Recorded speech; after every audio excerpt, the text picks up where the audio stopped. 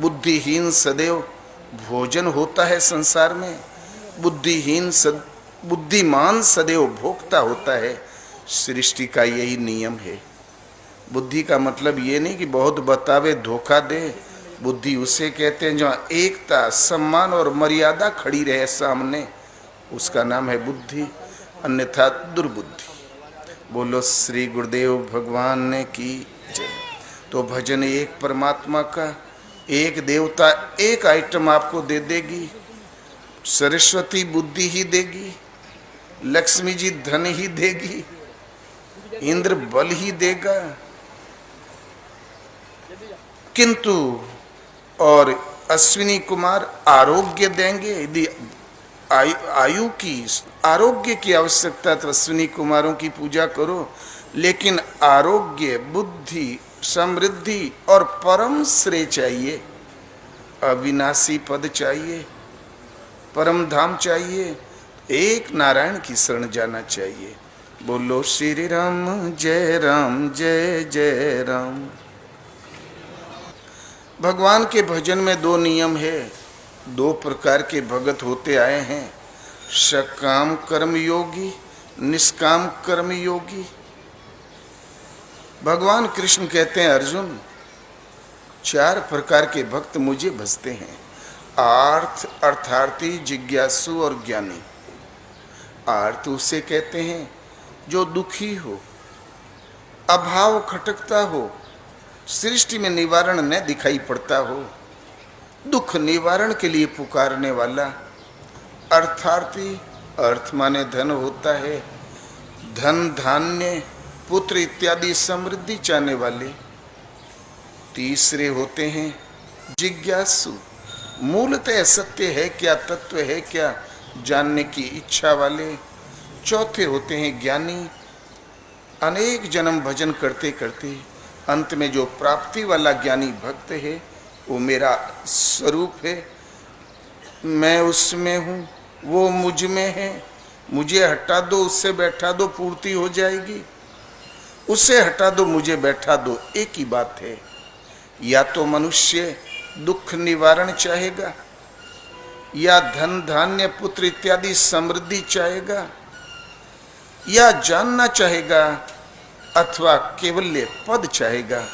इसके अलावा मनुष्य पांचवी कोई वस्तु मांग ही नहीं सकता। चार प्रकार के भक्त मुझे भजते हैं, चारों उदार है। क्या भगवान को पूजा कराने की जरूरत थी जो हमने कुछ उदारता कर ली? ऐसी बात नहीं। वो अपने आत्मा के पथ की ओर अग्रसर है, जिसे भजना चाहिए उसे भज रहे हैं, इसलिए उदार हैं। अपने आत्म पथ की ओर अग्रसर हैं, इसलिए उदार हैं। और जो मांगते मैं देता हूं, सब कुछ मुझसे प्राप्त होता है। तो भाई मांगना है तो भगवान से मांगो। आज तक हम लोगों ने भगवान से तो कुछ मांगा ही नहीं। जहां ही कुछ प्रतीत हुआ कि यहां कुछ मिल जाएगा तो हम वहीं घुटने टेक देते हैं। 33 करोड़ देवी देवता में भ्रमण होता ही रहता है भारतवर्ष में, लेकिन सबकी सीमाएं हैं। असीम है लोक समृद्धि और परम श्रेय केवल एक परमात्मा से ही संभव है। मांगने वालों की मांग भी बड़ी विकट होती है। अर्जुन, नियत कर्म से मुझे भजकर बदले में लोग स्वर्ग तक की कामना करते हैं, मैं देता हूं। तेतम भुक्त्वा स्वर्गीय लोकम विशालम क्षीणे पुण्य मृत लोकम विशंति। वे विशाल स्वर्गलोक का उपभोग करते हैं, इंद्र पद को विभूषित करते हैं, किंतु जहाँ पुण्य क्षीण हुआ वहीं आके गिर जाते हैं जहाँ से मांगना शुरू किया था। बेचारा फिर फुटपाथ पर, कंगाल का कंगाल, दरिद्र का दरिद्र। ऐसा फल ही किस काम का कि एक कुछ दिन रहे और फिर साथ छोड़ दे। फल अवश्य नष्ट हो जाएगा, क्योंकि उसने नश्वर ही मांगा था, अनित्य ही मांगा था। स्वर्ग हूँ स्वल्प अंत दुखदाई। भगवान राम कहते हैं लोग स्वर्ग भी स्वल्प थोड़े दिन का विश्राम, जब तक पॉकेट में पैसे तब तक घूम लो व्हाइट हाउस और 5 स्टार, फिर खत्म। स्वर्ग भी स्वल्प बहुत थोड़े दिन का, अंत दुखदाई, परिणाम में तुम्हारे लिए दुख का आरक्षण है। स्वर्ग वाली कुर्सी खिसक गई, हम आगे फुटपाथ पर, तो दुख नहीं होगा क्या? इसलिए क्षीणे पुण्य, जहां पुण्य क्षीण हुआ मृतलोकम विशंति, मृतलोक में गिर जाता है।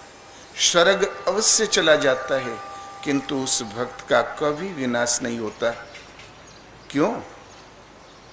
मेरे पथ में बीज का नाश नहीं है। स्वल्पम मपस्य धर्मस्य त्रायते महतो भयात, इस धर्म गीतोक्त नियत कर्म का, इस आत्म पथ के नियत विधि का आचरण धर्माचरण है। इस धर्म का स्वल्प अभ्यास महान जन्म मृत्यु के भय से उद्धार करने वाला होता है। अर्जुन, अगले जन्म में जहां साधन छूटा वहीं से आरंभ करता है और कुछ एक जन्मों के अंतराल से वहां पहुंच जाता है जिसका नाम परम गति है, परम धाम है। नेहा भी कर्म ना सोचती पढ़ते वायु ने विद्यते, स्वल्पम अपस्य धर्मस्य त्रायते महतो भयात। अर्जुन, इस निष्काम कर्म योग में आरंभ का नाश नहीं। बीजा जाम गया, अंकुर फूट गया, 2 पत्ती निकल आई, माया में कोई वज्रपात नहीं उसे कुचल दे। यदि इतना हुआ तो पेड़ होगा, शाखाएं होगी, फूल होंगे, फल होंगे और आपको मिलेगा। सीमित फल रूपी दोष नहीं कि स्वर्ग वैकुंठ में भरमा के तुम्हें खड़ा कर दे। इसलिए स्वल्पम मपस्य धर्मस्य त्रायते महतो भयात, इस निष्काम कर्म योग का, उस परमात्म दर्शन वाली नियत विधि का स्वल्प अभ्यास महान जन्म मृत्यु के भय से उद्धार करने वाला होता है। मांगने निष्काम भाव से चलते हैं तो तीर की तरह लक्ष्य पे हम शीघ्र पहुंचते हैं। और यदि कामना करते हैं, अर्थ चाहिए, दुख निवारण चाहिए, जिज्ञासु, मांग करने वाला जैसी मांग वैसी मिल जाएगी। जब तक मान लो स्वर्ग ही मांगा उसका, जब तक पुण्य है, स्वर्ग की जब तक आयु है तब तक वहां रुकना पड़ेगा। फिर स्वर्ग जहां शांत हुआ, साधना जहां से छूटी वहीं से आरंभ हो जाएगी। इस प्रकार अनेक जन्म संसिद्धि तत्व याति प्राम गतिम, अनेक जन्मों के परिणाम में वो वहीं पहुंच जाता है जिसका नाम परम गति है, परम धाम है। अनन्यास चिंतयन्तो माम ये जनाः पर्युपासते तेषां नित्याभियुक्तानां योगक्षेमं वहाम्यहम्। अनन्य न, अन्य न, मुझे छोड़कर अन्य किसी देवी देवता को न भजते हुए निरंतर जो मुझे भजता है, ऐसे समर्पित भक्त की योगक्षेमं वहाम्यहम्, योग की सुरक्षा का भार मैं वहन करता हूँ। उसे कुछ सोचने की जरूरत नहीं। छोटा बच्चा कहता है कि पैंट लाओ, चड्डी लाओ, खिलौना लाओ, यथाशक्ति लोग ढेर लगाए रहते हैं। तो करहूँ सदा तिन के रखवारी, जिमि बालक राखई महतारी। नारद जी, अनन्य भाव से जो मुझे भजता है, ऐसे समर्पित भक्त मुझे बालक सुत के समान है और मोरे प्रौढ़ तनय सम ज्ञानी, ज्ञानी प्रौढ़ है और जो समर्पित भक्त है वो बालक सुत के समान है। मैं उसकी वैसे ही रक्षा करता हूँ नारद, जैसे शिशु की रक्षा माताएं किया करती। ये चमड़ी की आंख वाली माताएं, पर्दे की आड़ में बच्चा चाहे सरफ से लिपट जाए, गड्ढे में चला जाए, आग में भी गिरते देखे जाते हैं बच्चे, किंतु भगवान एक ऐसी मातृस्नेह देते हैं, कोई जगह ऐसी नहीं, कोई पर्दा नहीं जहां उनकी दृष्टि न पड़ती हो। तो करहूँ सदा तिन के रखवारी, जिमि बालक राखई महतारी। समर्पण के साथ जपो। सुतीक्ष्ण ऐसे ही भक्तों में से थे। भगवान वनवास काल में सुतीक्ष्ण की ओर बढ़े। अतिशय प्रीति का प्रवाह देखा हृदय में। वो विक्षिप्त की तरह चिंतन में डूबे हुए थे। दिशियरु विदिशि पंथ नहीं सूझा, को मैं चले कहाँ नहीं बूझा। कबहू के फिर पाछे पुनि जाई, कबहू के नृत्य करें गुण गाई। वो ये भूल गए कि मैं कौन हूँ, कहाँ जा रहा हूँ। कभी नाचने लगे, पूरब किधर पश्चिम किधर मालूम नहीं, मैं कौन हूँ, जा कहाँ रहा हूँ ये भी मालूम नहीं। प्रेम में वृत्ति प्रवाहित हो गई, संसारिक व्यवहार विस्मृत हो गया। अतिशय प्रीति देखी रघुबीरा, प्रगटे हृदय हरण भव भीरा। अतिशय प्रीति का प्रवाह देखा वृत्ति में, भगवान तुरंत हृदय में प्रकट हो गए भव बाधा हरने के लिए। जहां हृदय में स्वरूप दिखाई पड़ा, सुतीक्ष्ण बीच मार्ग में अचल होके बैठ गए। मुनि मग माज अचल होई बैसा, पुलक शरीर पनस फल जैसा। बीच रास्ते में स्थिर होके बैठ गए, शरीर रोमांच हो गया जैसे कटहल का फल हो। बीच रास्ते का तात्पर्य ये नहीं कि फुटपाथ पर बैठ गए हों, पगडंडी के बीच में बैठ गए हों। मार्ग तो दो ही हैं, प्रवृत्ति मार्ग, निवृत्ति मार्ग। आवागमन का पथ भक्ति मार्ग, केवल दो मार्ग। पर भक्ति मार्ग वो है जहाँ हृदय में स्वरूप आ गया, जिसे ढूंढते थे वो हृदय में आ गया। आगे जाएं कहाँ, ढूंढे किसे। तो अचल होके भक्ति पथ में एक ऐसा स्तर आता है, स्वरूप हृदय में आते ही साधक भाविक स्थिर होके बैठ जाता है। तो मुनिमग और आगे कोई सत्ता है ही नहीं, तो चल के किसे पुकारेगा, किसे ढूंढेगा। और प्रवृत्ति मार्ग, सदा प्रवृत्त रहो, जड़ चेतन स्थावर अनंत योनियों में चलते ही रहो, अंत कहीं नहीं।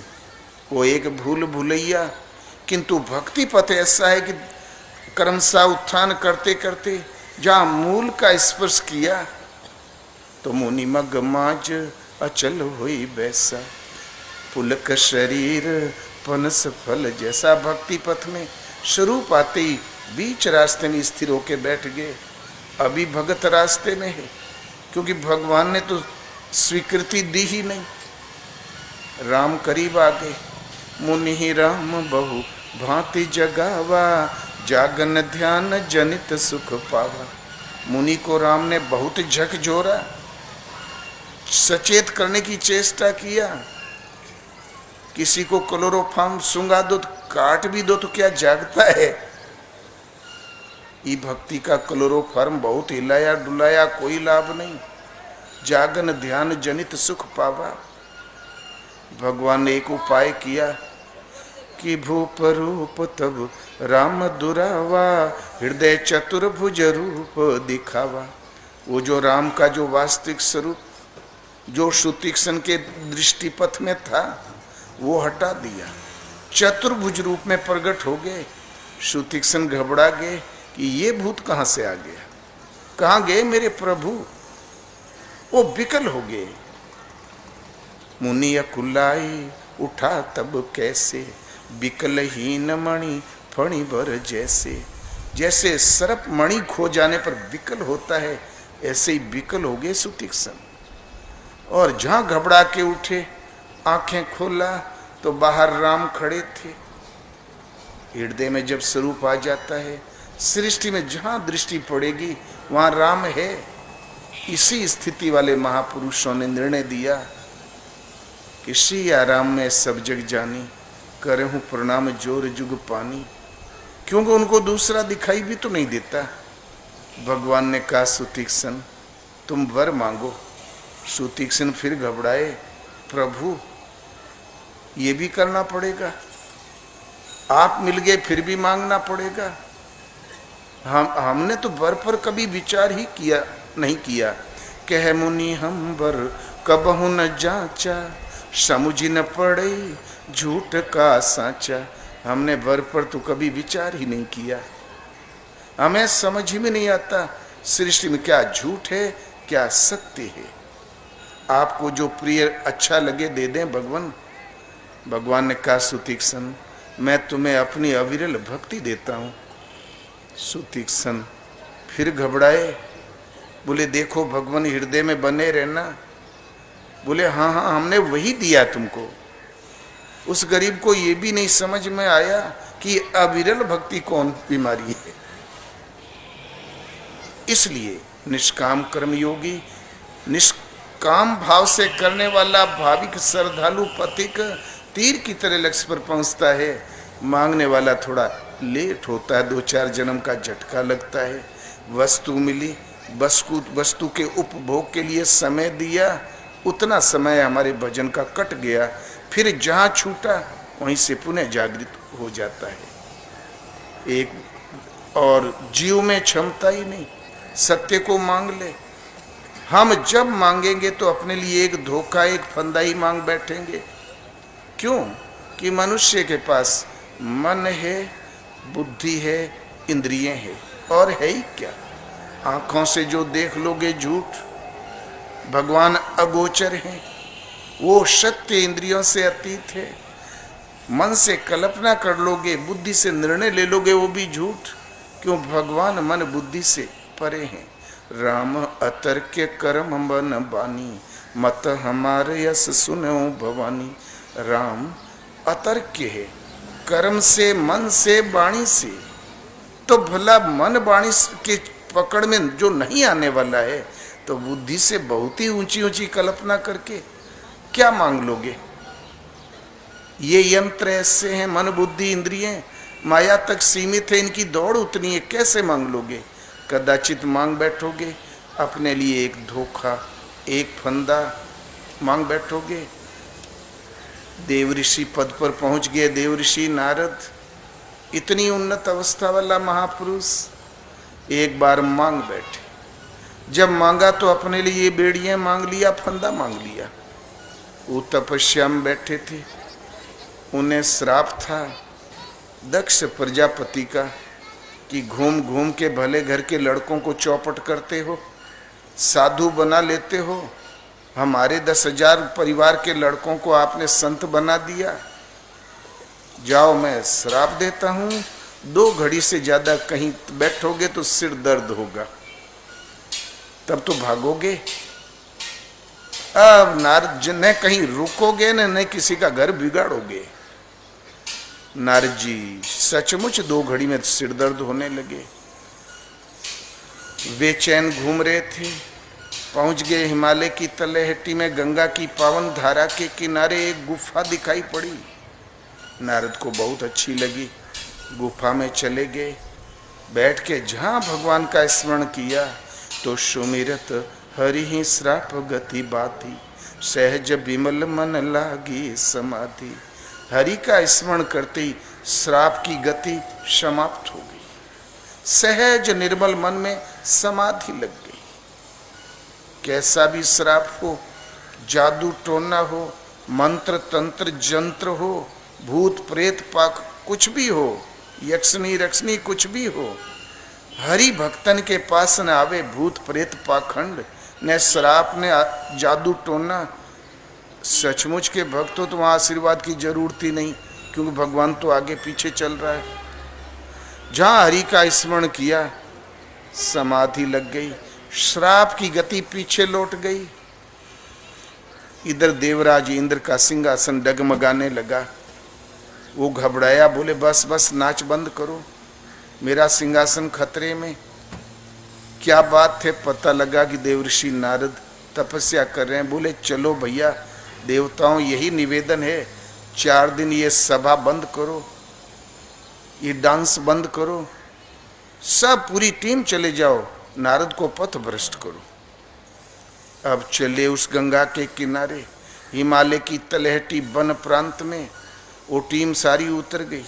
कामदेव, क्रोधदेव, लोभदेव, मोहदेव, रंभा, मेनका, जो भी रही हो, उर्वशी, सब कभी सन्न देनो खड़ा कर दे सामियाना, कभी बगीचा लगा दे, कभी तोड़ दे, धक्का मुक्की खेलते रहे बेचारे।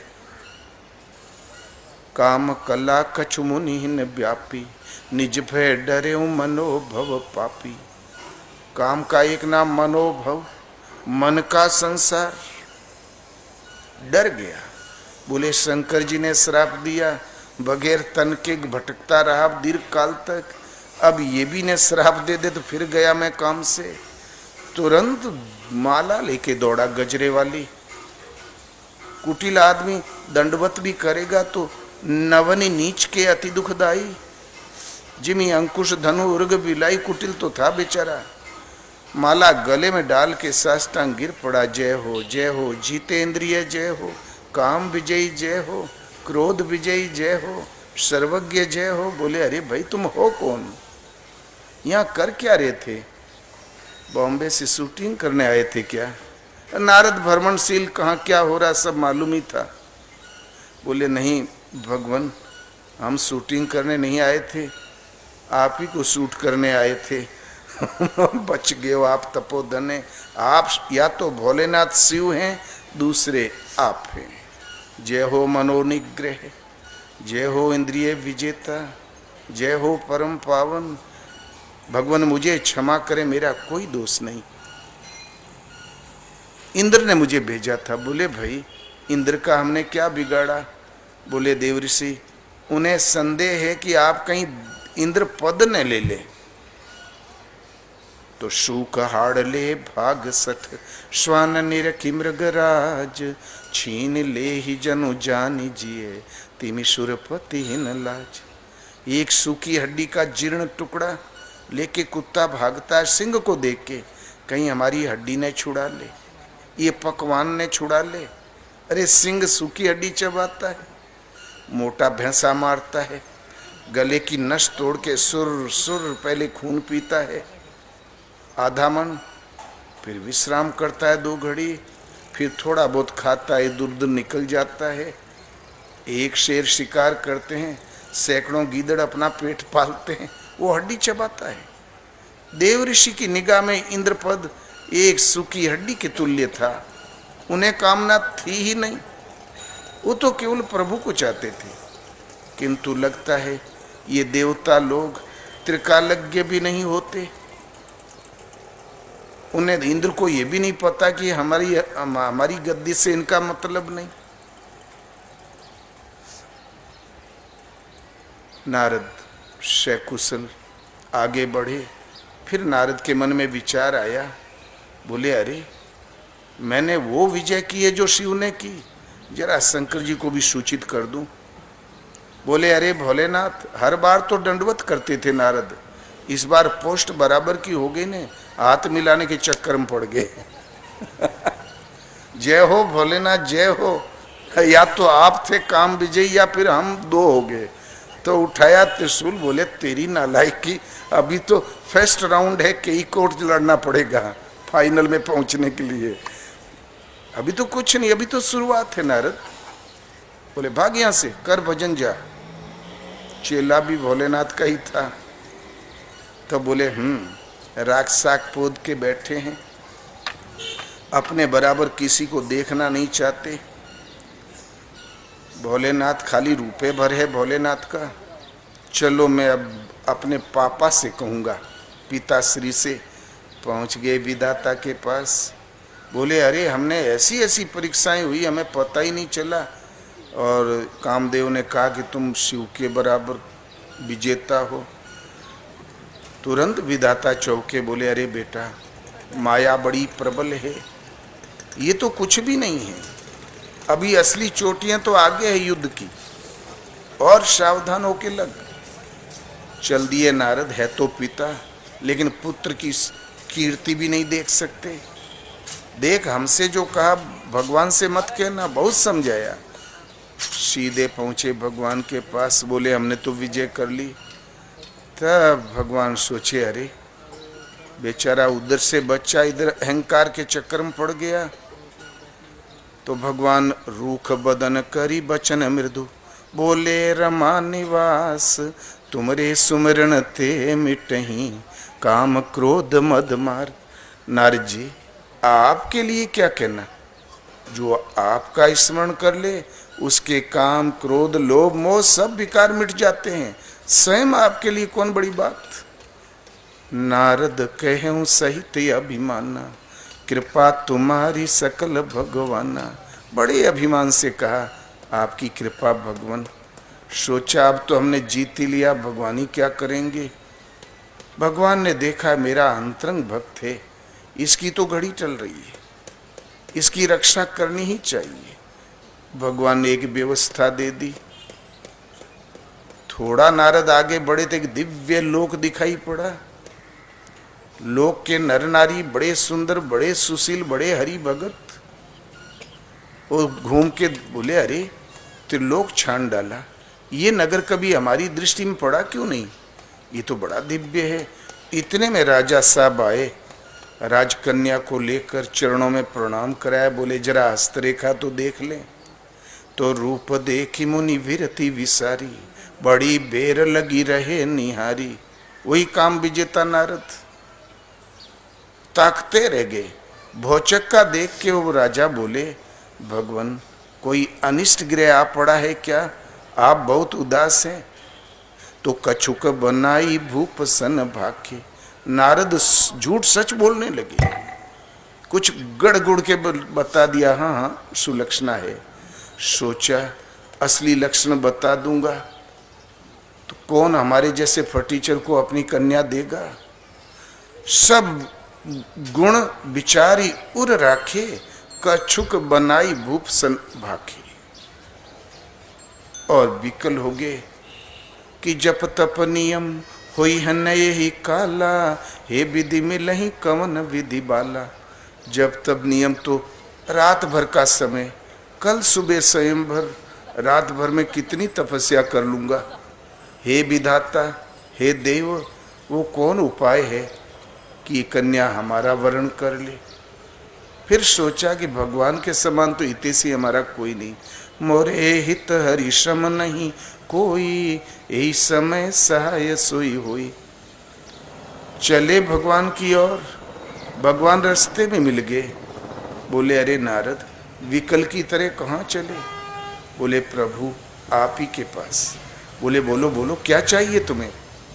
मांग लेते कि ब्याह करवा दो तो हो गया होता है। लगे भगवान को भी चकमा देने। जन्म भर तो यही ज्ञान बताया है इन्होंने, जहाँ काम तहाँ राम नहीं, जहाँ राम तहाँ काम, कबहू संगन रह सके तुलसी छाया घाम। अभी थोड़ी देर में कहाँ से दूसरा ज्ञान बता देंगे ये। ऐसा कुछ करूं भगवान भी पता नहीं पावे, हमारी गोटी लाल हो जाए। बोले सोचा जयमाला तो उससे वर्ण करेगी कन्या जो सर्वोपरि सुंदरता वाला होगा। भगवान से सुंदर तो कोई नहीं है। इनके रूप की थोड़ी थोड़ी सौंदर्य माधुरी सबके पास है। प्रभु अपना स्वरूप दे दे केवल कल भर के लिए। बोले एवमस्तु। बहुत खुश हुए नारद। सोचा फिर भी भगवान से जबान से राइट करवा लूं। बोले प्रभु जिस विधि से हमारा हित हो करना। भगवान बोले नारद तू पागल तो नहीं हो गया है। जय विधि हो ही परम हित, नारद सुनहु तुम्हार। सोई हम कर बनयान कछु, मृखान बचन हमार। तू हित की बात कहता है, परम हित, शाश्वत हित जिसमें तुम्हारा होगा हम वही करेंगे, हमारा वचन अन्यथा होता ही नहीं। नारद समझे काम बन गया। भागते हुए गए, लात खा के चले आए। जेहि दिस बैठे नारद फूली, तेहि दिस तेहि ने बिलोकी भूली। एक निगाह पड़ी तो जल बुताई कन्या। पिताजी को हो क्या गया, क्या इस पवित्र सभा में ये बंदर भालू। पिताजी का दिमाग कहाँ चला गया। क्या सर्कस मंडली है यहाँ पर। जिधर बैठे थे ताक का ही नहीं। नारद ही ठहरे। लपक के आगे पहुंच गए। दूसरी ओर घूम गए तो माला ठीक कर लिया। तीसरी ओर घूम गए तो लगे मुस्कुराने।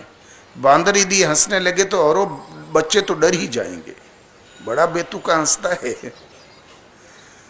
और नचा के, खिला के, घुमा के, भटका के और माला डाला भगवान के गले में और निकल गई। एक रूप से बैठे थे भगवान। पागल हो गए नारद। जब जल में मुंह देखा तो बोले, हो जगत मोरी उपहास कराई, दई हूं श्राप की मरी हूं जाई। या तो श्राप दूंगा या प्राण दे दूंगा। बिकल की तरह चले। भगवान रास्ते मिल गए। संग रमा सोई राजकुमारी। तो बोले, शंकर जी को जहर पिला के लक्ष्मी को आपने प्राप्त कर लिया, हमें बंदर का मुंह देके विश्व मोहिनी को आपने ले लिया। तू छलिया हो, तू ढोंगी हो, तुम कपटी हो, मैं श्राप दूंगा। तो भगवान मुस्कुराए, नारद तुम संत हो, साधु ते हो ही न कार्य हानि। संत से कभी किसी का अनिष्ट होता ही नहीं। किसी का अनिष्ट कर सके ऐसा संत के पास होता ही नहीं। कुछ कर कहां से दोगे? बोले, हम बातों में आने वाले नहीं, अवश्य दूंगा। बोले, दे के देख लो। तो बोले, जाओ मनुष्य का शरीर धारण करो और तुम्हारी स्त्री चोरी चली जाए, तुम भी हमारी तरह बुलक बुलक रो, और बंदर की जो आकृति दिए हो, बंदर आपकी सहायता करे। भगवान बहुत खुश हुए। नारद, अवतार तो कभी न कभी लेना ही पड़ता है। कभी सुअर मैला भी हमें ढकेलना पड़ा है, सिंह, मछली, कछुआ। कभी कभी दुर्लभ मानव तन मुझे मिलेगा, मैं भाग्यवान हूं नारद। बड़े भाग्यमान सतन पावा। मैं भाग्यवान हूं नारद। जिया जंतु से तो जीव छूटा भला। क्या कहा, स्त्री चोरी चली जाएगी, सुलक्षणा होगी, तभी तो कोई चुराएगा। झगड़ालू कंटाही के कौन चुराता है? भले लोगों के लिए दो आंसू सभी बहाते हैं नारद, मैं भी बहा लूंगा। अरे परशुराम रहे तो रणुआ, कपिल भी बैचुलर, दत्तात्रेय, सनकादि ऋषि सब बेशादिये में हमारे अवतार बीते, भला शादी भी होगी। तुमने मुझे वरदान दिया नारद, बंदर सहायता करेंगे। न यूनिफॉर्म देना पड़ेगा, ड्रेस, न अस्त्र शस्त्र देना पड़ेगा, और नहीं भोजन के लिए चूल्हा जलाना पड़ेगा जो उजला है। बंदर को क्या, इस डाल से उस डाल छलांग मारा, पेट भर गया। नारद, ऐसी सैन्य दल ने भूतों ने भविष्यति जो अवतार लेके मुझे कार्य करना था, तुमने कर डाला, हमारा बोझा हल्का हो गया नारद। तब नारद सोचे, देता हूं श्राप, हो जाता है आशीर्वाद। बात क्या है? चरणों में गिर गए, पाहि माम शरणागतम, बचाइए भगवान, बचाइए भगवान। तब हरि माया दूर निवारी, नहीं ता रमा न राजकुमारी। भगवान ने अपनी माया का पर्दा हटा दिया। राजकुमारी भी गायब, लक्ष्मी भी गायब। जो सत्य है, नित्य है, उस पर जब दृष्टि पड़ी तब लगे डुग डुग कांपने। बोले, अरे भगवान, ये तो रूप धारण करके माया ही आई थी, मैं तो बाल बाल बच गया। हमने दुर्वचन कहे, पाप कैसे मिटेगा? मूर्खा हो मम श्राप कृपाला। भगवान ने कहा, मम इच्छा कह दीन दयाला। नारद, मेरी इच्छा थी तुम्हें मैं संकट से जल्दी बचा लूं, इसलिए मुझे इतना कुछ करना पड़ा। जाओ शंकर का जाप करो। तो देव ऋषि पद इस ऊंचाई पर पहुंचा हुआ पथिक भी यदि कुछ मांगता है अपनी बुद्धि से, तो नारद ने अपने लिए फंदा मांग लिया। बोले, वो तो माया थी, मैं तो बाल बाल बच गया। जीव में वो क्षमता ही नहीं कि सत्य को मांग सके। इसलिए कल्याणकांक्षी को चाहिए कि भगवान के ऊपर छोड़ दे, उनके मन कर्म वचन से समर्पित हो जाए, अनन्य भाव से समर्पित हो जाए। श्रुतीक्षण की तरह, माता मीरा की तरह, भगवान जिसमें हित हो आप कर डाले। वो भक्त तीर की तरह सीधा पहुंचता है। मांगने वाला 2 4 6 जन्म का एक तो चक्कर लगाता है, बीज का तो नाश नहीं है। एक समय की घटना है, महाभारत युद्ध का अंतिम निर्णय हो चुका था। अंतिम संधि प्रस्ताव फेल हो गया। कृष्ण भगवान लौटने लगे। तब दुर्योधन ने कहा, केशव आप किसकी ओर रहेंगे? बोले दुर्योधन, मैं हूँ समदर्शी, मेरा संसार में कोई शत्रु नहीं है और नहीं कोई मित्र है। मेरे पास जो पहले आएगा मैं उसी की तरफ रहूँगा। शकुनी ने पीछे से पल्ला पकड़ के खींचा। बोले, अरे बेटा दुर्योधन, काम तो बन गया। अर्जुन नहाएगा, धोएगा, घड़ी भर बैठ के आंख मूंदेगा, बड़ा टोना टुटका जानता है। तू राती रात दौड़ा कर। यदि कृष्ण को छीन लेते हैं तो पांडवों के पास फिर बचा ही क्या। चला दुर्योधन। उधर भगवान कृष्ण ने देखा कि वो लंठ चला आ रहा है बड़ा मूर्ख, अपने बैठने की जगह तो जरूर ढूंढेगा। स्वर्ण सिंहासन सजा सजाया रख दिया सिराने और भगवान लेट गए निद्रा में। इतने में पहुंचा दुर्योधन। बहुत खुश हुआ कि भला पहले मैं पहुंचा, मैं बैठूं कहाँ। अरे कृष्ण कुछ भी हो, हड़पा हुआ राज है, मैं मूर्धा अभिषिक्त नरेश का युवराज, मैं बैठूं कहाँ। दाहिने बाएं दृष्टि दौड़ाई तो सिंहासन पर दृष्टि पड़ गई। बोले, ओ ये व्यवस्था मेरे लिए हुई है। कुछ भी हो, ये यदुवंशी अतिथि सत्कार बड़ा बढ़िया जानते हैं। अकड़ के बैठ गया। इतने में पहुंचा अर्जुन। उसे पहले पीछे आने की चिंता ही नहीं थी, वो समर्पित भक्त ठहरा। वो सुविधा भगवान दे लें अपना। आया, सादर चरणों में प्रणाम किया, धूल में ही बैठ गया चरणों में, मुखारविंद का दर्शन करता रहा। इतने में भगवान की आंख खुली। वो भगवान के उठने की प्रतीक्षा करता रहा। बराबर दर्शन उनकी पलक टिकी हुई थी प्रभु के चेहरे पर। जहां आंख खुली तो भगवान ने कहा, अर्जुन तुम कब आए? अर्जुन कुछ कहता पहले ही दुर्योधन बड़ी जोर से गुर्राया। बोले, नहीं, पहले मैं आया हूं। तो बोले, भाई तुम आए जरूर, मेरी दृष्टि अर्जुन पर पड़ी है। आना तब होता है जब देखा देखी हो, आमना सामना हो। आड़ में तो पता नहीं इस हॉल में क्या क्या पड़ा हुआ है, कौन कौन कहाँ बैठा है। दुर्योधन घबराया, लगता है ठग लिया क्या। भगवान ने कहा, दुर्योधन तुम बिल्कुल चिंता मत करो, मेरे पास दो वस्तु हैं, एक एक ले लो। एक तो मेरी नारायणी सेना, जिसने पराजय का मुंह आज तक कभी नहीं देखा, वो अजय है। और दूसरा मैं अकेला, किंतु मैं शस्त्र नहीं उठाऊंगा, युद्ध नहीं करूंगा। एक एक ले लो। दुर्योधन ने कहा, केशव पहले मैं आया हूं इसलिए मैं ही मांगूंगा। भगवान ने कहा, हाँ हाँ तुम मुझको मांग लो। बहुत बिगड़ा दुर्योधन। बोले, वाह, फिर धोखाधड़ी। जब शस्त्र नहीं उठाना है, युद्ध नहीं करना है, तो क्या बांसुरी बजा के ताता दिन्ना हमें आपसे रास लीला करवानी है? कृपया नारायणी सेना दीजिए। भगवान ने कहा, एवमस्तु। सैन्य समूह में दुर्योधन खड़ा हुआ, घूम के अर्जुन और कृष्ण की ओर देखा तो सोचा, अरे विजय तो हो गई, अब इनके पास बचा ही क्या है। अब बजाया करो बांसुरी और दिया करो उपदेश। चल दिया। इधर भगवान ने अर्जुन से पूछा, अर्जुन तुम? बोले, प्रभु पहले मांगने के लिए कहते, मैं आप ही को मांगता। मुझे नारायणी सेना नहीं चाहिए, मुझे सृष्टि का कोई बल नहीं चाहिए, ऐश्वर्य नहीं चाहिए, इंद्र पद भी नहीं चाहिए गोविंद, मुझे केवल आप चाहिए। मेरी इच्छा सदैव से रही है कि भगवान आपका वरद हस्त मेरे सिर पर सदैव बना रहे। आप जैसे जैसे आदेश देंगे मैं युद्ध करता रहूंगा। ठीक 18वें दिन नारायणी सेना का पता नहीं रह गया। 11 अक्षौणी सेना का अधिपति दुर्योधन जांघें टूट के धूल में लौट रहा था।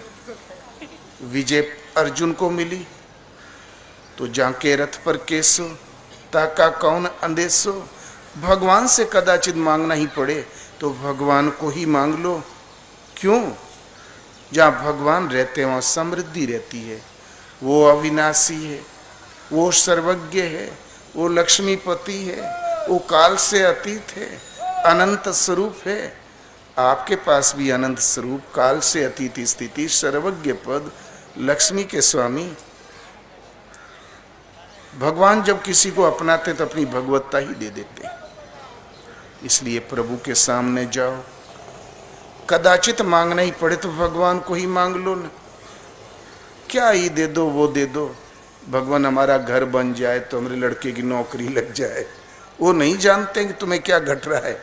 एक परमात्मा की शरण जाओ, दृढ़ संकल्प हो जाओ, भगवत पथ में कपट नहीं लगता। गुरु महाराज का आदेश था कि सदगुरु के सामने जो हृदय में हो वो जबान पर हो। जबान पर कुछ और है, हृदय में कुछ और है, वो भक्त कभी कामयाब नहीं होता। एक बार कृष्ण और सुदामा मित्र हो गए पाठशाला में। गुरु माता ने कहा जाओ लकड़ियां लाओ जंगल से। 2 मुट्ठी चना पकड़ा दिया सुदामा को कि दोनों बांट के खा लेना। जंगल में पहुंचते ही लगा मूसलाधार वृष्टि होने लगी। एक पेड़ पर कृष्ण और एक पर सुदामा। लगी तूफानी शीतलहरी हवा चलने। सुदामा को लगी भूख। अब ब्राह्मण तो ठहरा, ब्राह्मण माने खवाए से सुधा पीड़ सही सके न जोगी। सुदामा जी आस्ते आस्ते चना कुटकुटाने लगे। कृष्ण का सुदामा डाल छूटने जाए, अंतिम चना मुंह में डाल दिया। तब कृष्ण बोले अरे सुदामा, गुरु माता ने चने दिए थे वो कहाँ है? बोले अरे कन्हैया, दोनों हाथों से तो मैंने पेड़ पकड़ रखा है, कहीं गिर गए। बोले ये दांत क्या किटकिटा रहे हैं? बोले अरे दुर्बल ब्राह्मण हूँ कन्हैया, शीत के मारे। तो बोले ठीक सुदामा, ये 1 मुट्ठी चना तुम्हारे ऊपर मेरा ऋण रहा। सुदामा समझ गए ये सब जानता कि मैं खा गया। खिन्न सुदामा। गुरु धाम से जब छुट्टी मिली, कृष्ण हो गए द्वारकाधीश, सुदामा हो गए दरिद्राधीश। दिन भर भीख मांगे और पेट कभी न भरे। आधे पेट खा के बच्चे सो जाया करें। वृद्धावस्था आ गई, दांत हिल गए। तब एक दिन पंडिताइन ने कहा विप्रवर, कृष्ण बाल सखा हैं, एक बार चले जाते हो तो आपकी सारी दरिद्रता दूर हो जाती। सुदामा बोले नहीं, मैं उसके पास नहीं जा सकता। उसी ने तो मैत्री का हाथ बढ़ाया था, ये भी कहा था कि जो मेरा है सब तेरा है सुदामा, तब मेरा ख्याल क्यों नहीं किया? किंतु कहीं से ढूंढ ढांड के मांग जांच के 3 मुट्ठी चूड़ा ले आई पंडिताइन। फटी सी दुपट्टी में 13 पलोटन लपेटा, तब भी 2-2 दाना गिर जाते थे। पहले कपड़े कहाँ थे, मिल फैक्ट्रियां कहाँ थी, और गरीब के घर में कहाँ। पुटली थंबाया हाथ में, बोले ले ये रा खर्च द्वारका तक का, और डंडा थंबा दिया, बोले ले ये लकुट्टी, मुंह घुमा दिया द्वारका के पथ की ओर। जब सुदामा चलने लगे, भूल गए भूख और प्यास कृष्ण के विरह में। न जाने कितने दिन में पहुंचे। पोटली बगल में दबी की दबी रह गई। दरवाजे पे जाके खड़े हुए द्वारपाल से कहा, द्वारपाल कन्हैया से कह दो तुम्हारे बाल सखा सुदामा आए हैं। द्वारपाल ने एड़ी से चोटी तक निरीक्षण किया। बोले वारे बाल सखा, कृष्ण से मिलने बड़े बड़े चक्रवर्ती सम्राट आया करते हैं, बॉम्बे के सेठ लोग भी आते हैं, ये अच्छा सखा मिला कृष्ण का। लेकिन भगवान का द्वारपाल शिष्ट व्यवहार कैसे करता। पहुंचा भगवान के पास, बोले प्रभु फटी सी दुपट्टी लपेटे, हाथ में एक लकुटी, अति दुर्बल एक विप्र खड़ा है दरवाजे पर। कहता है कृष्ण हमारे बाल सखा हैं, अपना नाम सुदामा बताता है। भगवान ने जहाँ सुना सुदामा जरूरी काम कर रहे थे, फेंक दिया। लगे दौड़ लगाने, कहीं बांसुरी गिरी, कहीं दुपट्टी गिरी, कहीं पीताम्बर गिरा। जाके सुदामा के चरणों में लौट गए, बोले अरे सखे इतने दिन कहाँ रहे? उठा के लाए, सिंहासन पर बैठा दिया, जितने आंसू उतने पानी, चरण धोया, 56 प्रकार परोस के आया, कटने लगा। 15 दिन ऐसे बीत गए जैसे 2 दिन बीते। सुदामा रुआ झाड़ दिए, बड़ा माल खाने को मिल रहा था। इतने में घर द्वार याद आया, बोले कृष्ण मित्र अब हमें छुट्टी दो, तुम्हारी भाभी परेशान होगी। कृष्ण ने कहा नहीं सके, 15 दिन और। बड़े आदमियों का दबाव था, रुकना पड़ा। जब सुदामा की विदाई हुई तो पहले नगर फेरी भ्रमण कराया गया, लेकिन कृष्ण दिव्य रथ पे बैठा के ऊंचे सिंहासन पर, कृष्ण चरण सहला रहे थे, रुक्मणी जी चंवर डुला रही थी, लेकिन लकुटी वही, दुपट्टी वही जो आधा चूतर खुला था ना, ज्यों का त्यों, ट्रेडमार्क वही। नहीं तो लोग कैसे समझते कि गरीबी किस चिड़िया का नाम है। पूरा नगर भ्रमण कराया, जनता मुस्कुरा रही थी। बोले भैया बचपन से ही तो ड्रामा ही तो किया है, ये भी कोई पाठ होगा। फिर 2 कोस विदा करके राज परिवार लौट आया। शंख ध्वनि से जैसे किसी महाराजा को विदा करे, उसी तरीके से विदा किया, लौट आया। जहां अकेले पड़े सुदामा तो बहुत जन्नाए, लगे बड़बड़ाने। ले अंबार लगा था पीले पीले वस्त्रों का, 4 धोती अपने भाभी के लिए नहीं दिया, मेरी दुपट्टी तक नहीं बदला, और पट्ठा ले 3 मुट्ठी चूड़ा रहा, 2 चबा गया, 1 ही बचा। फिर प्रॉपर्टी पर निगाह गई, चिंता हुई, वो महत्व रखता था 3 मुट्ठी चूड़ा। क्या बताएं, चुड़ैल पंडितनिया गले पड़ गई, भला मैं क्यों जाता उसके पास। भुन भुनाते हुए घर आए तो झोंपड़ी गायब। हे प्रभु झोंपड़ी कहाँ गई? हाय बच्चे, हाय पंडिताइन, लगे कल्पने। इतने में दृष्टि पड़ी दूसरी तरफ, भव्य महल ठीक वैसे ही जैसा द्वारका में था। बोले प्रभु इतना जल्दी बना कैसे? ये कहाँ का रईस आ गया? हाय पंडिताइन, हाय बच्चे। इतने में झरोके में से पंडिताइन झांकी, 16 श्रृंगार करके खड़ी थी। पंडिताइन के गले में कौस्तुभ मणि लटक रही थी। सुदामा और भी घबरा गए, बोले अरे कृष्ण ने तो कुछ दिया नहीं, जन्म भर मर खप के एक चांदी की लड़ी पांव में हम नहीं पहना सके, ये 16 श्रृंगार कहां से पाई? झरोका जानते हो, एड़ी से नख से सिक्त पूरा स्वरूप दिखाई पड़े। दूसरे तीसरे खंड में खड़ी थी।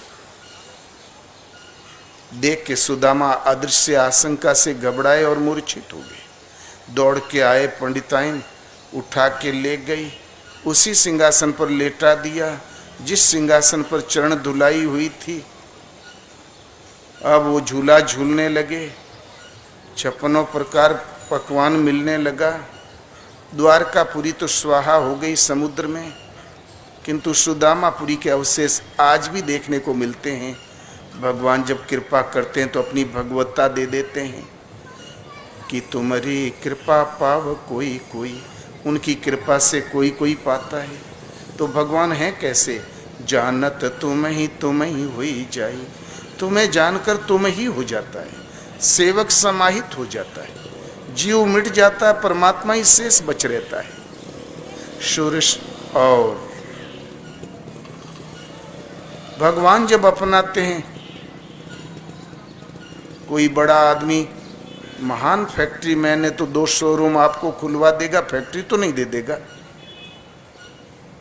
इंद्र को जब वरदान दे देगा, लेकिन जब इंद्र पद के लिए खतरा है तो आपके साथ सब व्यवहार कर डालेगा कि कैसे इसको नष्ट करूं। भगवान अपनाते तो अपने में समाहित कर लेते हैं।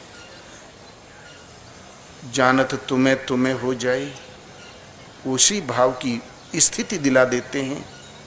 सुदामा पुरी आज भी है, किंतु ये तो उन्हें सरुई से मिली मिलाई थी किंतु एक चना मुट्ठी का कपट, मर गए जन्म भर खाए बिना। जब प्रायश्चित पूरा हुआ था उतने में तो दांत हिल गए थे, अग्नि मंद हो गई थी। अब ये रसगुल्ले किस काम के? अभी हम एक दुकान में से आ रहे हैं, बढ़िया तावदार रसमलाई धरी थी।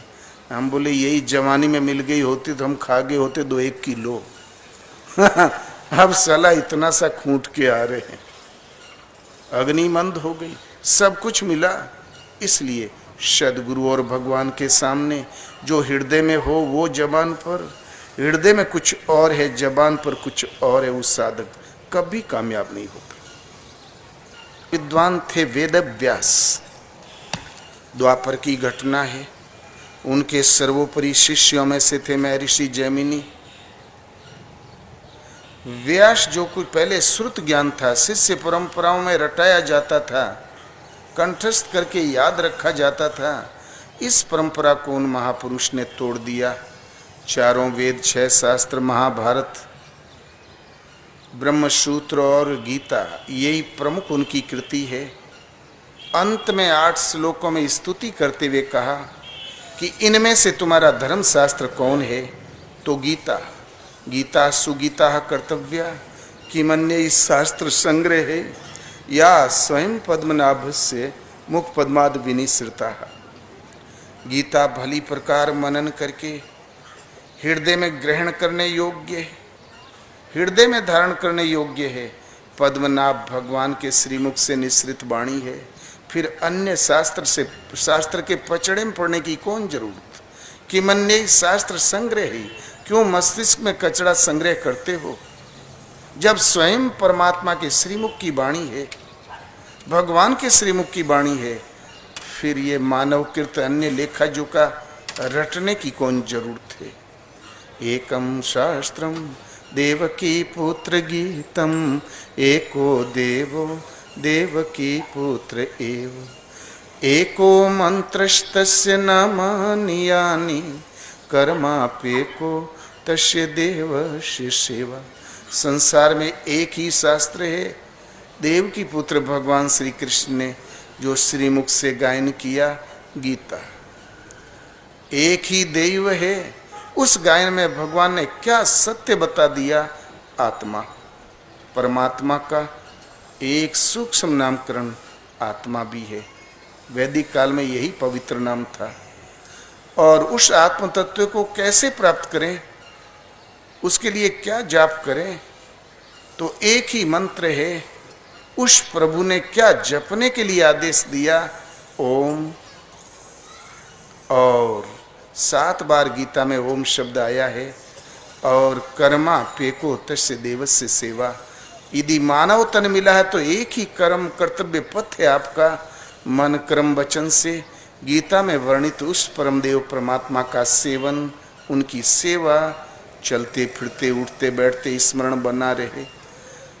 वेद लिखा अवश्य, धर्मशास्त्र का सम्मान नहीं दिया, ने महाभारत ने भागवत, विशुद्ध धर्मशास्त्र का सम्मान वेद व्यास ने, लेखक ने स्वयं दिया। तो गीता को वो इसलिए कि अपौरुषेय वाणी है, भगवान के श्रीमुख से सीधा प्रसारण है। गीता आपका धर्मशास्त्र है। जब गीता भू पृथ्वी पर उतरी, अवतरित हुई, उस वक्त ये कुरान, बाइबिल, आगम कुछ भी नहीं था।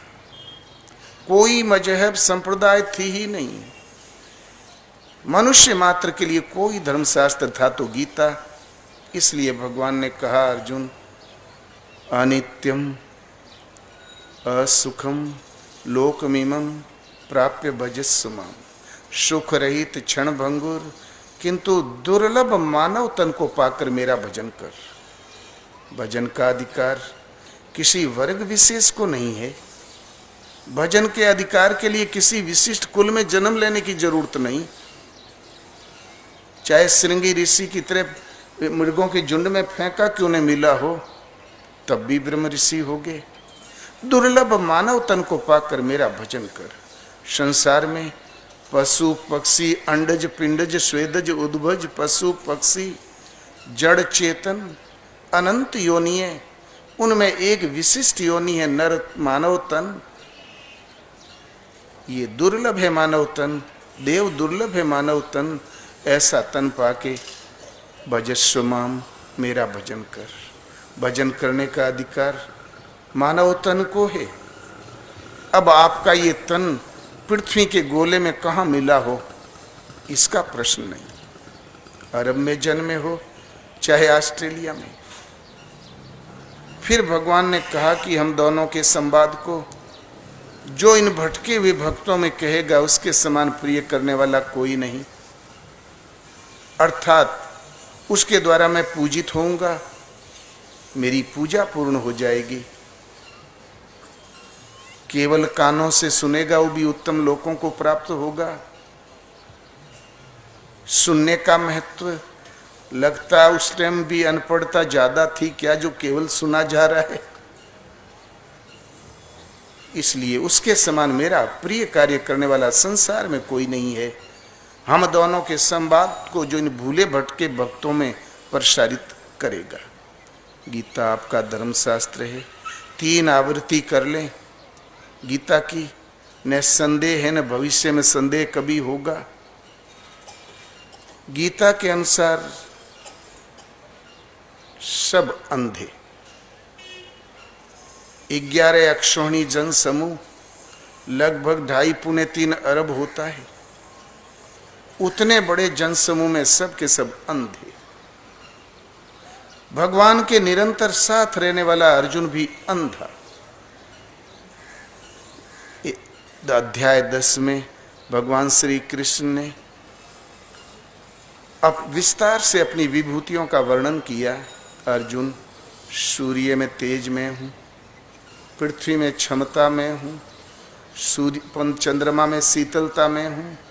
सृष्टि में किंचित भी तेज युक्त वस्तु है, उन तेजवानों का तेज में हूँ।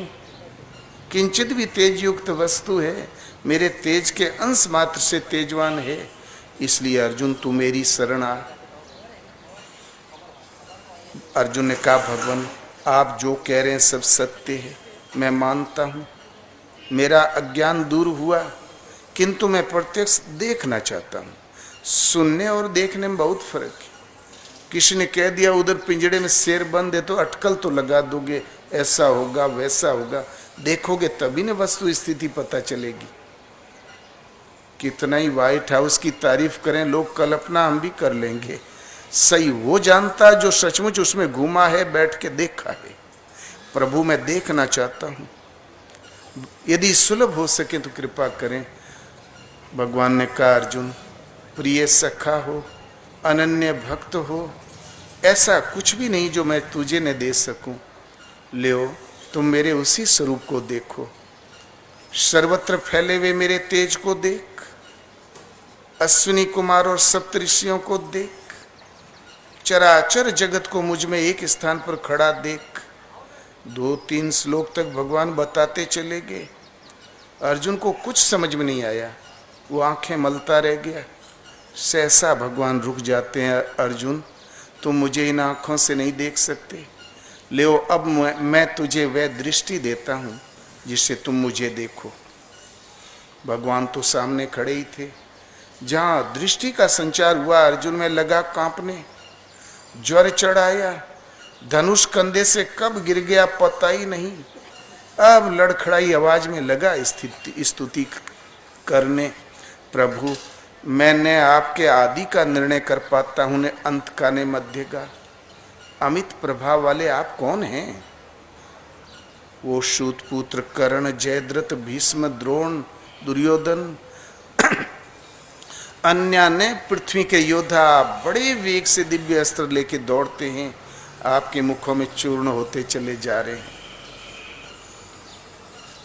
आप सब ओर से चबाते चले जा रहे हैं। ये सब क्या है भगवान? लोग कहते हैं अहिंसा अहिंसा। मछली मत खाओ तो चूंटी मत मारो। सबसे ज्यादा भोजन भट्ट तो भगवान निकले, सारा महाभारत चबा गए। ये दिव्य अस्त्र तो मूली और सलाद का काम कर रहा था वहां। अर्जुन स्तुति करने लगा, तमक्षरम परमं वेदितव्यम त्वमस्य विश्वस्य परम निधानम, तुम्हें व्यय शाश्वत धर्म गोप्ता, सनातनस्तम पुरुषो मतो में। भगवान आप परम अक्षर है, परम तत्व है, जानने योग्य परम देव है, परम पुरुष हैं। आप सनातन पुरुष हैं, गोपनीय धर्म के रक्षक हैं। भगवान आप ही शाश्वत हैं, आप ही सनातन। गीता के आरंभ में अर्जुन ने कहा था भगवान कुल धर्म सनातन है, जाति धर्म शाश्वत है। वही अर्जुन जब प्रत्यक्ष देखा तो बोले नहीं भगवान आप सनातन हैं, आप शाश्वत हैं। वास्तव में देखा कई श्लोकों में स्तुति किया, क्षुद्र त्रुटियों के लिए क्षमा याचना करने लगा। प्रभु हमने कभी हे सखा, हे यादव, हे कृष्ण कहा, उन त्रुटियों के लिए पिता जैसे प्रिय पुत्र को क्षमा करता है, सखा सखा के अपराध क्षमा करता है, पति जैसे पत्नी के अपराध क्षमा करता है। ऐसे ही भगवान मेरे उन अपराधों को क्षमा कर दें जो कभी हमने हे सखा कह दिया। सखा कहना कोई अपराध नहीं। भगवान कृष्ण भी स्वयं अर्जुन को सखा कहते ही थे, उन्होंने ही बनाया भी था। हे यादव कहा, उस त्रुटि के लिए क्षमा कर दें। संसार जानता कि यदुवंश में वो जन्मे थे, तो कहां से हम तिवारी जी कह दें उनको। जो जन्मे थे वो तो कहना ही पड़ेगा, ये भी कोई खास अपराध नहीं। हे कृष्ण का उसके लिए क्षमा कर दें। भगवान का रंग जानते हो, एकदम श्याम, काली वाली पैंट। आज कोई सांवले रंग का बच्चा होता तो हम कल्लू कहते हैं, उस जमाने में उसको कृष्ण कहते थे संस्कृत भाषा में। ये भी कोई अपराध नहीं, जब श्याम रंग के थे ही, तो कहां से कर्पूर गौरम कह दें हम, ये भी कोई अपराध नहीं। लेकिन दृष्टि मिली और स्वरूप देखा, तब अर्जुन ने पाया न ये काले हैं न गोरे हैं, रंग रूप से परे, ये जाति है न वर्ण, इन सब से अतीत, इनके समान दूसरा कोई नहीं है। तो भला सखा कैसा? सखा तो एक बराबर का स्तर होता है। इसलिए क्षुद्र त्रुटियों के लिए क्षमा याचना करने लगा और कहा गोविंद सौम्य स्वरूप में आइए, मुझ भयभीत को सांत्वना दीजिए। आपने क्षमा किया ये मैं तब समझूंगा जब आप सौम्य स्वरूप में आए, मुझे सांत्वना दें। तुरंत भगवान सौम्य स्वरूप में आए और भयभीत अर्जुन को विधिवत सांत्वना दिया। कृष्ण कहना अपराध है, अर्जुन ने क्षमा मांगा और भगवान ने क्षमा कर ही दिया। एक बार कृष्ण कहने पर, अपनी भूल पर तो गिड़गिड़ा के कई बार क्षमा मांगा, क्षमा मिल भी गई। कृष्ण कहना अपराधी है, तब हम भगवान का भजन कैसे करें, कृष्ण का भजन कैसे करें? आपको भजन वैसे ही करना है जैसे उन महायोगेश्वर ने, उन परमात्मा ने स्वयं करने का आदेश दिया। अर्जुन ओमेति काक्षरम ब्रह्म व्याहरन माम नुस्मरन यह प्रियाति त्यजन देहम शयाति परमाम गति। ओम अक्षय ब्रह्म का परिचायक है अर्जुन, तो इसका जाप कर। माम नुस्मरन मेरे स्वरूप का ध्यान धर। अभ्यास इतना उन्नत हो गया कि तजन देहम, देहा अध्यास का त्याग हो जाएगा। सुतीक्ष्ण की तरह को मैं चलूं कहाँ नहीं बूझा।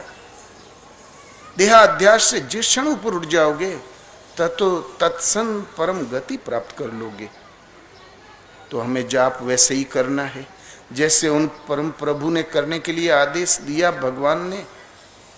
कृष्ण गोविंद गोपाल ये तो कीर्तन है, गुणानुवाद है, चरित्र चिंतन है, जरूर करो।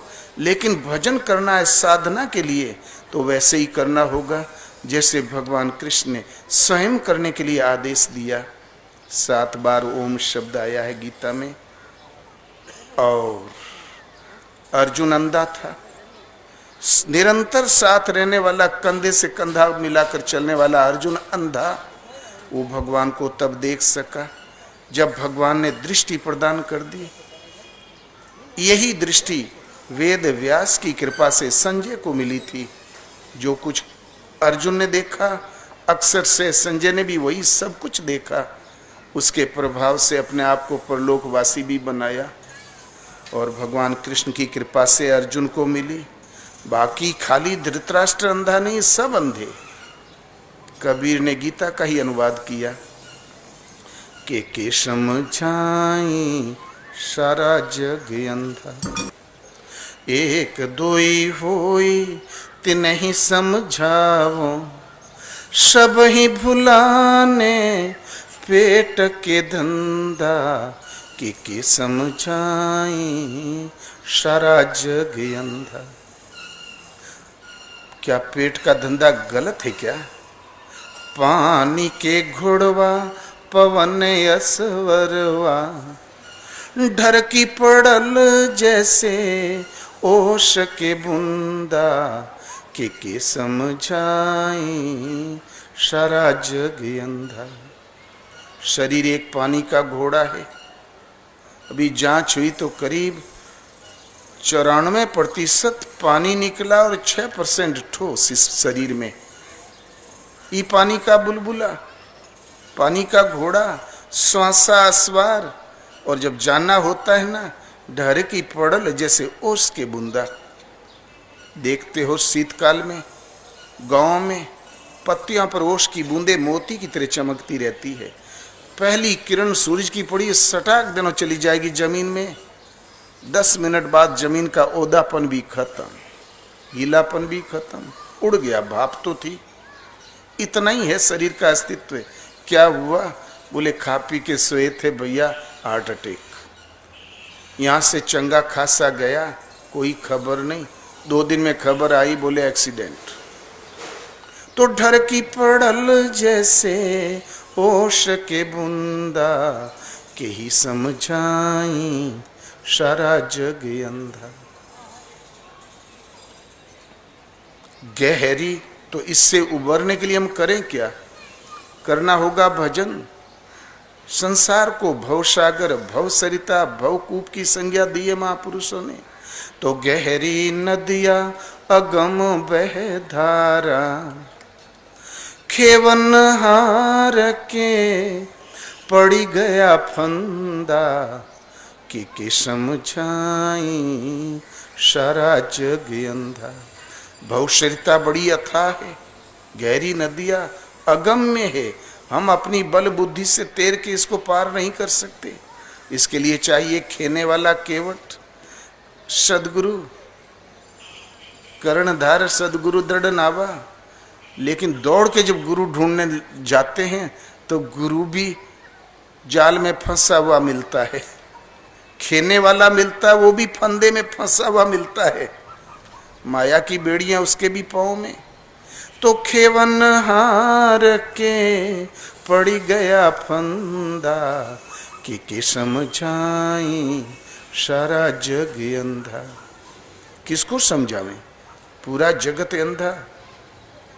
तो गुरु करे जान के, पानी पिए छान के, रास्ता चले देख के, और जीवन में कोई ऐसा काम न कर दे आजीवन सोचनीय हो जाए, कभी चित्त से न उतरे। बिना विचारे न करे। झटके में कर लोगे तो खेने वाला भी हो सकता फंदे में फंसा मिले, तो तुम भी अंधे, वो भी अंधा। जिस वातावरण में हम उलझे हैं,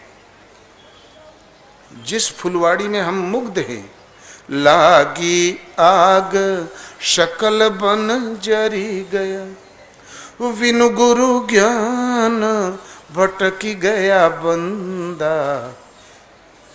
ये त्रेतापों की ज्वाला लपट उठाई करती है संसार में।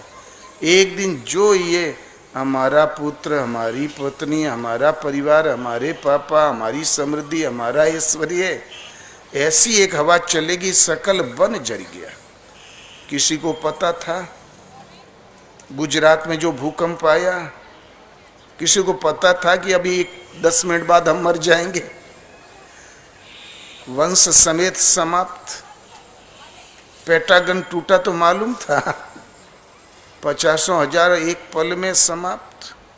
ये प्रकृति का झोंका आएगा तो बस जो कुछ है सब स्वाहा। हम ही मात्र चले गए। तो कहत कबीर सुनो भाई गुनिया, और देह मुए पाछे मर गई दुनिया।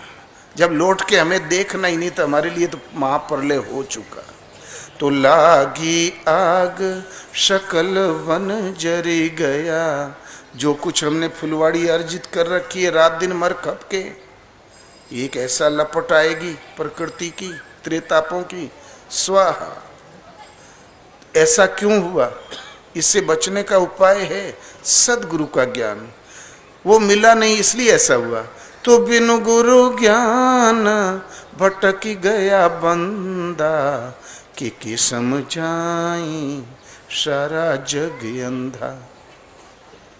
अंत में कहते हैं, कहत कबीर सुनो भाई संतों, एक दिन जाई लंगोटी झार बंदा, कि ही समझाऊं सारा जग अंधा।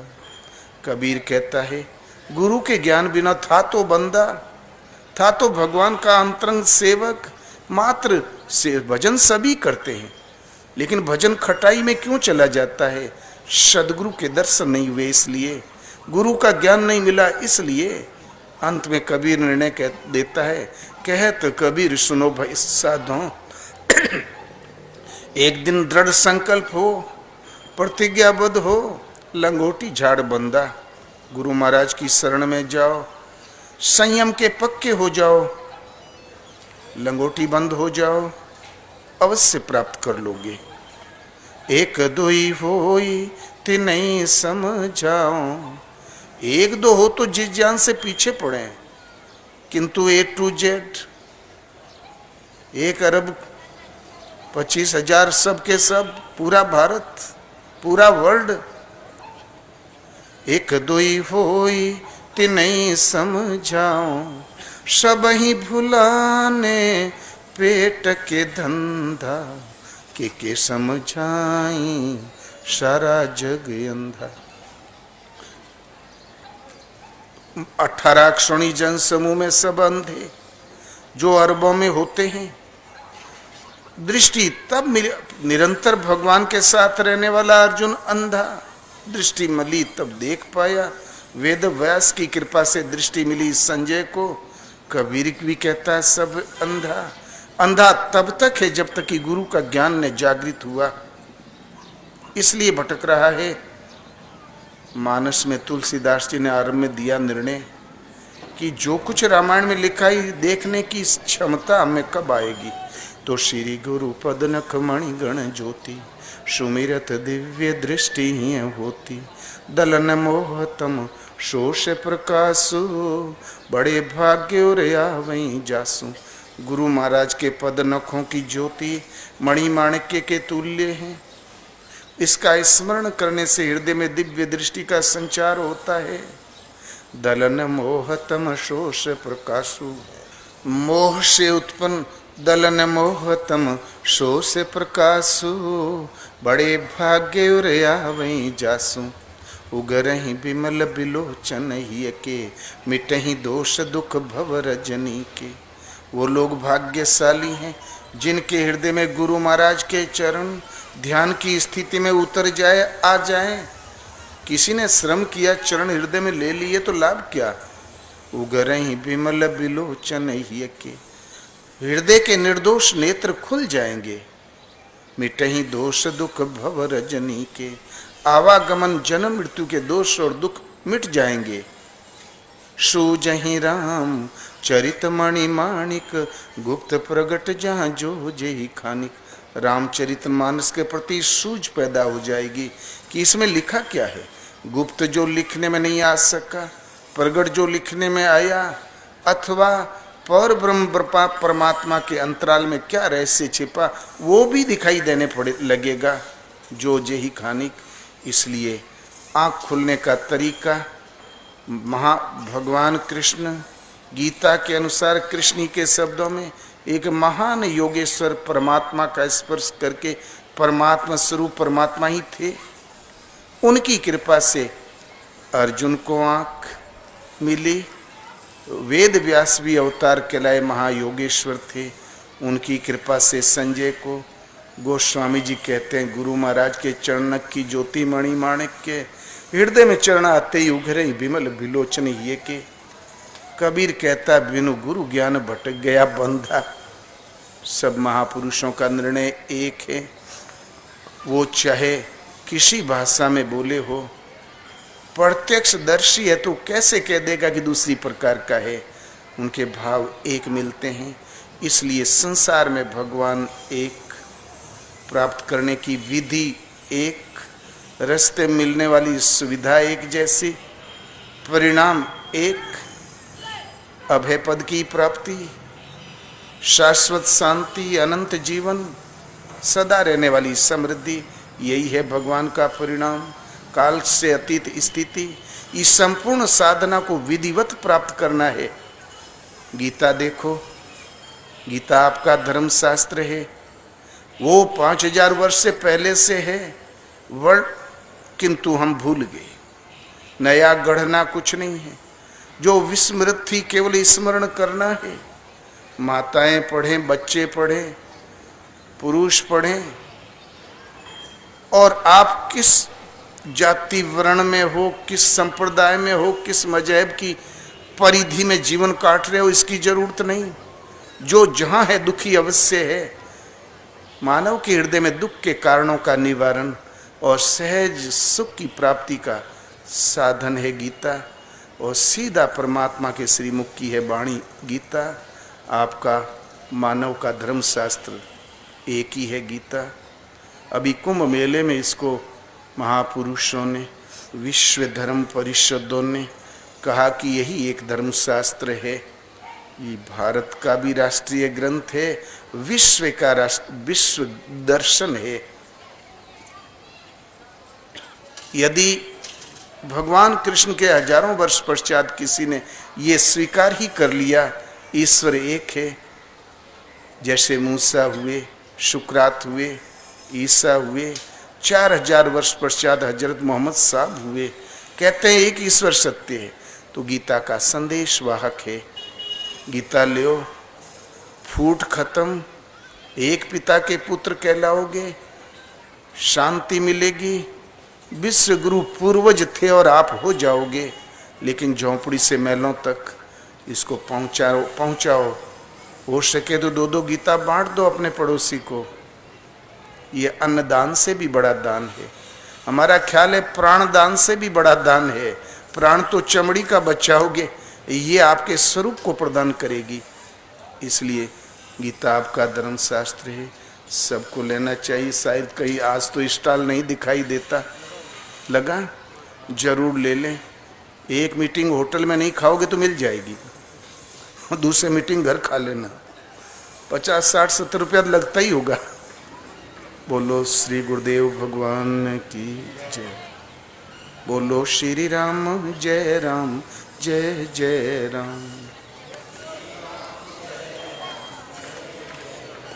ओम जय सिया राम जय जय सिया राम।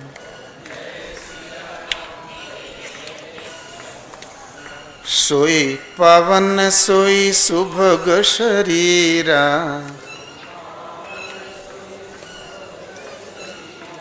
जो तन पाई भजिए रघुवीरा।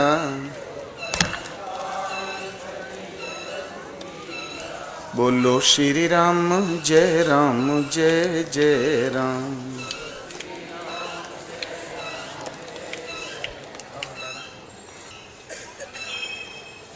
दो अंग्रेज, हाँ, आज यहाँ के आप लोगों ने सबने मिलके सुना है भंडारे की व्यवस्था की है। सब ये भगवान का प्रसाद है। थोड़ा थोड़ा प्रसाद जरूर लेंगे, पूर्ण भोजन करें। कदाचित पेट गड़बड़ हो तो थोड़ा अवश्य लें, ये भगवान का प्रसाद है। तुलसीदास जी को निमंत्रण गया था नाभा जी का। तुलसी ने कहा नाऊ की जात है, कौन खाने जाए। उन्नाव के शुक्ला जी पना चढ़ गया। वो डूबे थे पहले, घर छोड़ने से पहले, बांदा जी लेके। भगवान ने कहा अरे तू उसे नाऊ कहता है, वो मेरा स्वरूप है, मैं उसके हृदय में हूं। तुम प्रसाद नहीं लोगे, तुम्हारी भक्ति नष्ट हो जाएगी। भागे तुलसीदास रात को 2 ही बजे। पहले कहाँ सवारी साधन, कहाँ टेम्पू, लगे दौड़ते हाँफते। सोचा कहीं पहली पंगत चूक न जाऊं तो भक्ति 10% कम न हो जाए। गए तो पहली पंगत बैठ चुकी थी, ठसाठस लोग भरे थे। जूतियां जहां खोली गई थी उन्हीं को टाल के बैठ गए तुलसीदास। पहली पंगत चूकने जाऊं नहीं तो भगवान कह देंगे ले तुम पहली पंगत चूक गए। पूड़ी सुड़ी आई हाथ में ले लिया, दाल साग आया तो ले, किसमें पत्तल तो पहले बढ़ चुके थे। तो एक साफ सुथरा जूता उठाया, वही बढ़ा दिया आगे, झटके में परोसने वाले ने डाल भी दिया। तब बोले हैं कौन है जूते में ले रहा है। तब सबकी निगाहें उन पर गिरी तो बोले अरे ये तो महात्मा तुलसीदास जी हैं। तब नाभाजी खुद आए, गले मिले, अपने आसन पर बैठाए, पवित्र भोजन कराए। तो भगवान का प्रसाद कभी नहीं चूकना चाहिए।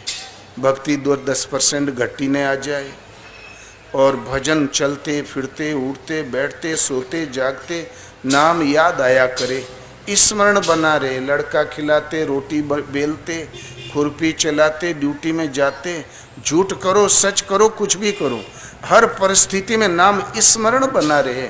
श्रद्धा और समर्पण के साथ एक परमात्मा के प्रति दृढ़ संकल्प हो जाओ, श्रद्धावान हो जाओ, प्रेम पूरित हृदय से सुमरन बना रहे। तब सोने में सुहागा। सुबह शाम बैठ के आधा घंटा 20 मिनट समय अवश्य देना चाहिए।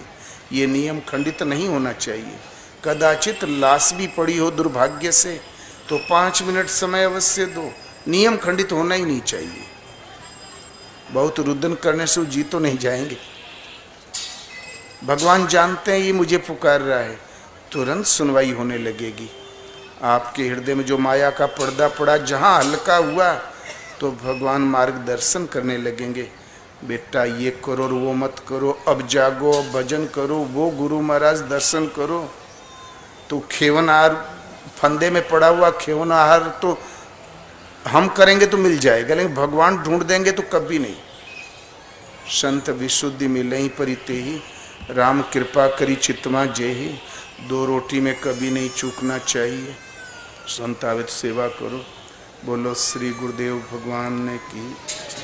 अब हम जाएंगे, हमको एक जगह और जाना है, हमें छुट्टी दो और सब बहुत भजन करो। बस